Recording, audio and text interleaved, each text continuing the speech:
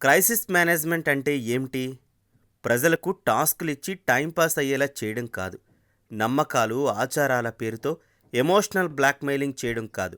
Crisis వచ్చినప్పుడు దాన్ని సమర్థంగా ఎదుర్కోగలడం. ప్రజల్ని కంటికి రెప్పలా కాపాడుకోవడం. ఇది రాజకీయ సంక్షోభమైనా, పాలనా సంక్షోభమైనా, కరోనా సంక్షోభమైనా కూడా ఇలాంటి క్రైసిస్‌లను మేనేజ్ చేయడంలో చంద్రబాబు సిద్ధహస్తుడని దేశం మొత్తానికి తెలుసు. విశాఖను హుద్హుద్ నేలమట్టం చేసినప్పుడు ఏం చేశారో ఇప్పటికీ కళ్ల ముందే ఉంది. ఇది ప్రధాని నరేంద్ర మోడీకి కూడా తెలుసు. కానీ ఆయన తెలియనట్లుగా ఉంటున్నారు.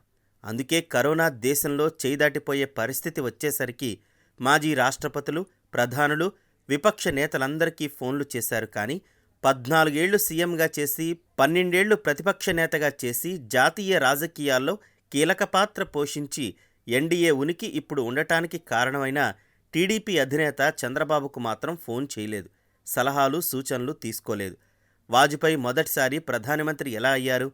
ప్రాంతీయ పార్టీలు బలమైన శక్తులుగా ఉండి ప్రభుత్వాలను మార్చగలిగే స్థితిలో ఉన్నప్పుడు చంద్రబాబు జాతీయ రాజకీయాల్లో చక్రం తిప్పారు.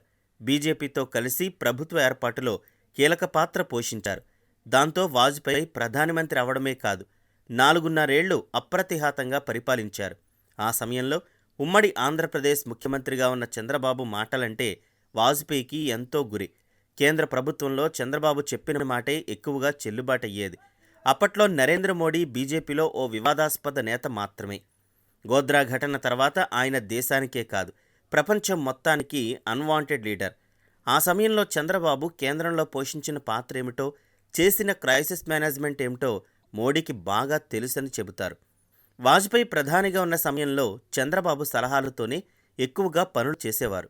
అబ్దుల్ కలాంను రాష్ట్రపతిగా నియమించే సమయంలోనూ చంద్రబాబు సలహాలకే ప్రాధాన్యమిచ్చారు.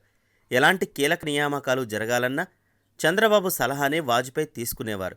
రాజకీయంగా తర్వాత ఎన్డీఏ నుంచి బయటకు వచ్చినప్పటికీ వాజ్పేయి చంద్రబాబుపై ఎంతో ఆప్యాయత చూపేవారు.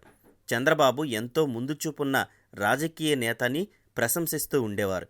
అవన్నీ అప్పట్లో గుజరాత్ సీఎంగా ఉన్న నరేంద్ర మోడీకి బాగా తెలుసు. ఎందుకంటే గోద్రా ఘటన తర్వాత ఆయనను సీఎంగా తొలగించాలని చంద్రబాబు పట్టుబట్టారు. వాజ్పేయి సరేనన్నా అద్వానీ అడ్డుపడ్డారు కాబట్టి అప్పట్లో మోడీ పదవి ఉండిపోయింది.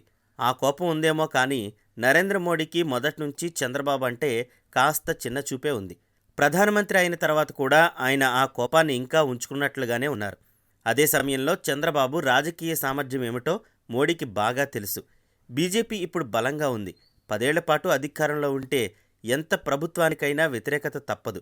ఇప్పుడు 6 ఏళ్లలో బీజేపీ సాధించిందేమీ లేదు.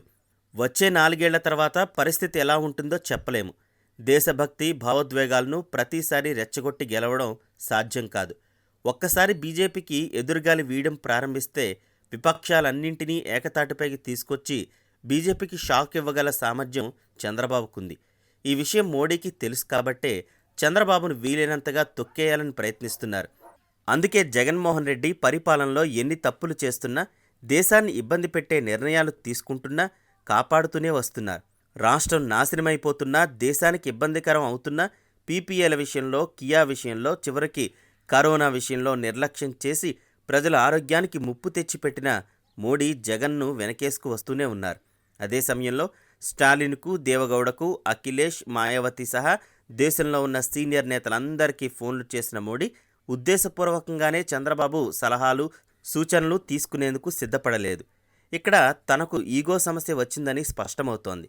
గతంలో తనను ముఖ్యమంత్రి పదవి నుంచి తప్పించాలని చంద్రబాబు ప్రయత్నించారని, ఇప్పుడు తాను కక్ష తీర్చుకుంటున్నానని అనుకుంటూ ఉండవచ్చు. కానీ ఓ అనుభవజ్ఞుడైన నేతను కించపరచడం వల్ల ఆయనకు ఒక్కరికే నష్టం కలుగుతుందనుకోవడం పొరపాటు. దేశం మొత్తం నష్టపోతుంది. కరోనా విజృంభిస్తున్న సమయంలో ఒక్క సలహా పరిస్థితిని మార్చేయొచ్చు. కానీ అంత విశాల హృదయం పాలకులకు లేదు. అదే మన రాజకీయాల్లో ఉన్న మైనస్ పాయింట్.